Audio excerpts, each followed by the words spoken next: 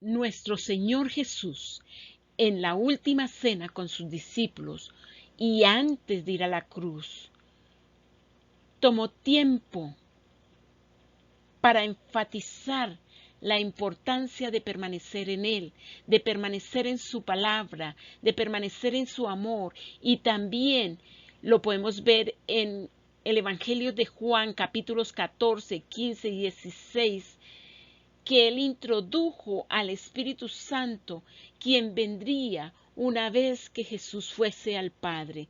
En Juan 14, 16 dijo: yo rogaré al Padre y os daré otro consolador para que esté con vosotros para siempre, dando a entender que Él sabía que necesitaríamos de la presencia de la persona del Espíritu Santo para siempre, pues no podríamos en nuestras propias fuerzas o entendimiento vivir vidas santas y mucho menos hacer todo lo que estaba planeado hacerse desde antes de la fundación del mundo. Sería el Espíritu Santo en nosotros y a través de nosotros quien traería lo sobrenatural en la esfera humana. Juan 16, 13. Pero cuando venga el Espíritu de verdad, Él os guiará a toda la verdad, porque no hablará por su propia cuenta, sino que hablará todo lo que oyere y os hará saber las cosas que habrán de venir. Aquí incluye aún nuestras oraciones. Sería el Espíritu Santo quien nos enseñaría cómo orar guiados por Él, para orar no nuestras oraciones, sino las oraciones del Padre, es decir, bajar el cielo a la tierra, permitiéndole al Espíritu Santo que ore en nosotros y a través de nosotros. Es por el obrar del Espíritu Santo en nosotros que somos motivados, inspirados, enseñados e impulsados a orar. La oración no es nuestra, es engendrada por el Espíritu Santo cuando nacemos de nuevo y es sellada por Él mismo en el nombre de Jesús.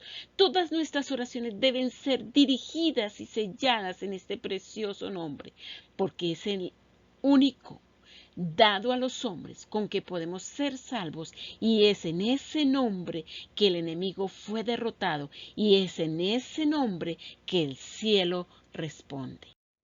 El apóstol Pablo entendió que sin la ayuda del Espíritu Santo en la oración no tendría respuestas y mucho menos el respaldo del cielo en su ministerio. Romanos 8, 26 al 27. Y de igual manera, el Espíritu nos ayuda en nuestra debilidad. Pues, ¿qué hemos de pedir? ¿Cómo conviene? No lo sabemos, pero el Espíritu mismo intercede por nosotros con gemidos indecibles. Mas el que escudriña los corazones sabe cuál es la intención del Espíritu, porque conforme a la voluntad de Dios, intercede por los santos. Casi siempre que Dios quiere hacer algo nuevo, impulsa a los hombres y mujeres de Dios a orar. En el libro de los Hechos de los Apóstoles vemos que es Jesús quien les dice a sus discípulos que debían esperar el cumplimiento de la promesa del Padre, que era la venida del Espíritu Santo.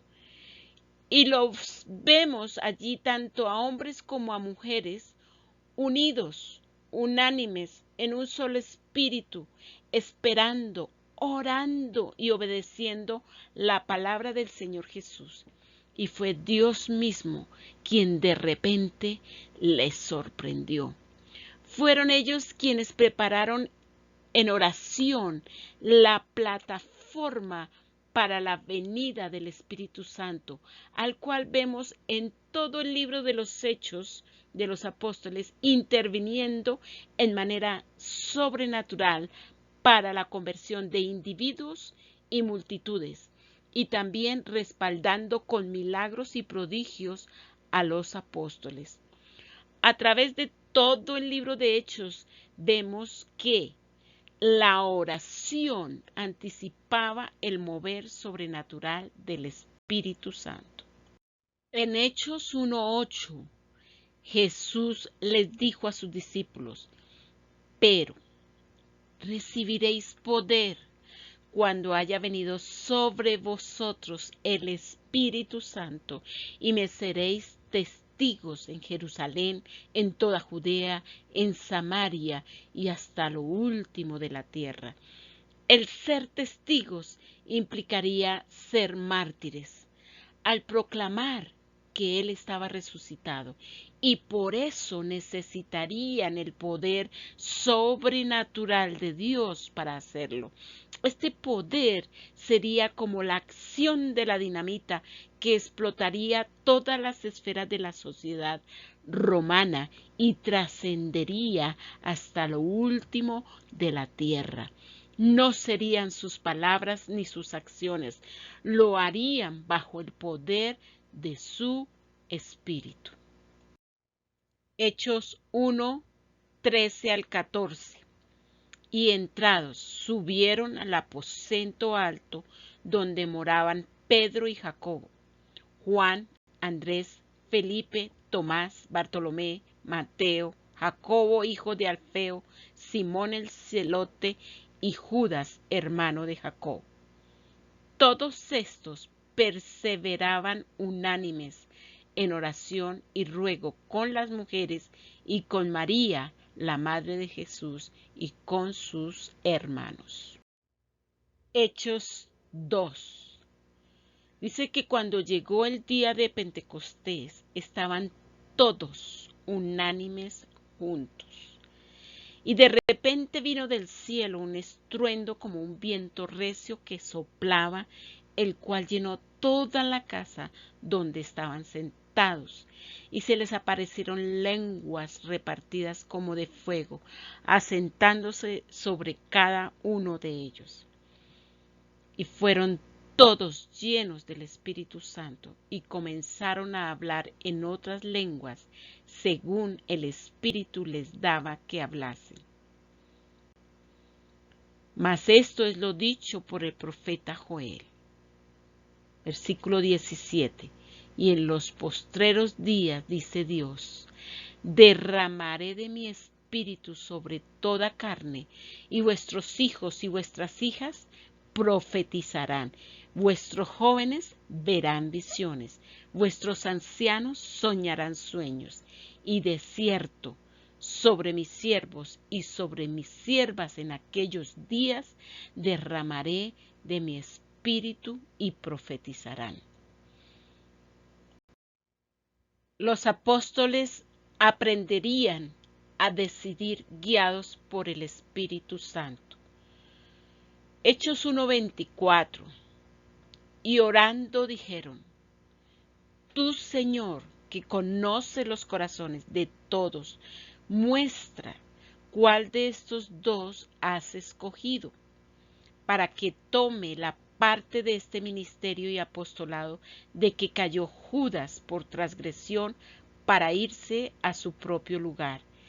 Y les echaron suertes, y la suerte cayó sobre Matías, y fue contado con los 11 apóstoles.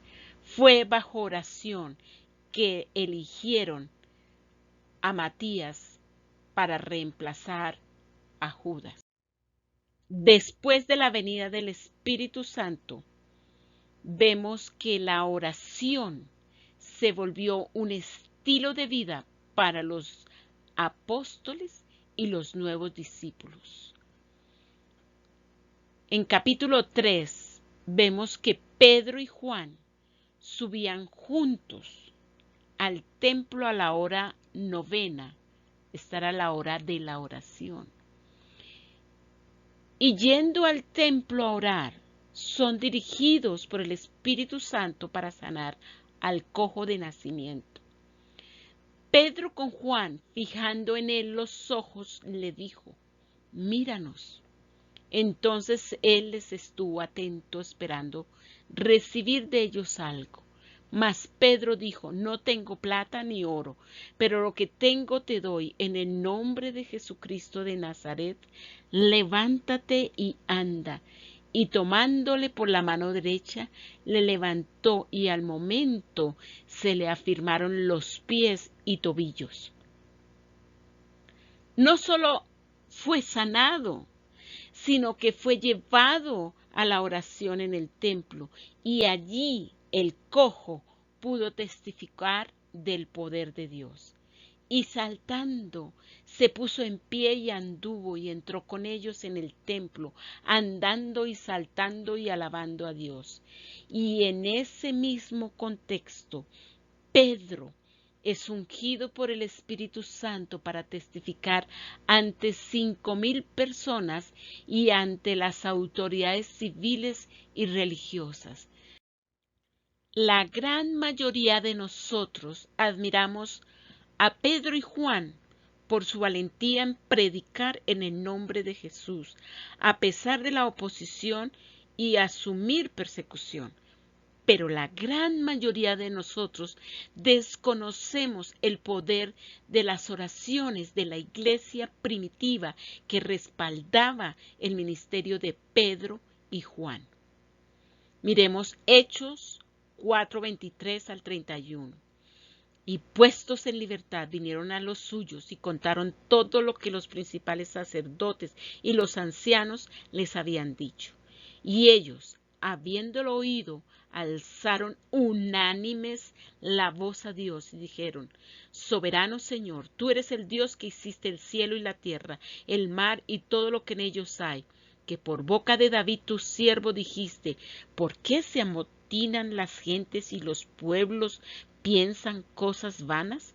Se reunieron los reyes de la tierra y los príncipes se juntaron en uno contra el Señor y contra su Cristo, porque verdaderamente se unieron en esta ciudad contra tu santo Hijo Jesús, a quien ungiste, Herodes y Poncio Pilato con los gentiles y el pueblo de Israel, para hacer cuanto tu mano y tu consejo habían antes determinado que sucediera.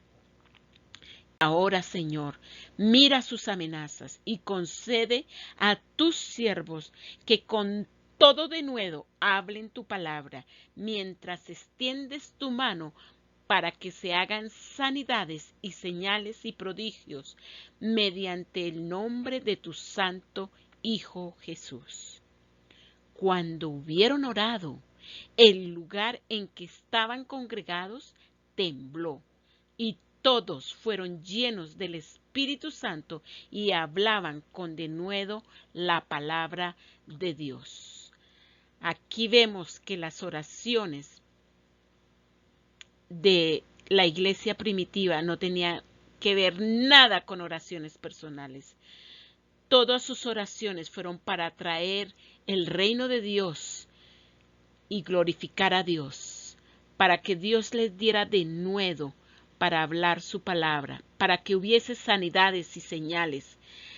A tal punto oraron que la tierra tembló y el Espíritu Santo vino y los llenó y podían hablar con denuedo la palabra de Dios. La oración produjo unidad en el Espíritu y aún unidad para ayudarse unos a otros. Hechos 4:32. Y la multitud de los que habían creído era de un corazón y un alma, y ninguno decía ser suyo propio nada de lo que poseía, sino que tenían todas las cosas en común. Y con gran poder los apóstoles daban testimonio de la resurrección del Señor Jesús, y abundante gracia era sobre todos ellos. Así que no había entre ellos ningún necesitado, porque todos los que poseían heredades o casas las vendían y traían el precio de lo vendido y lo ponían a los pies de los apóstoles, y se repartía a cada uno según su necesidad.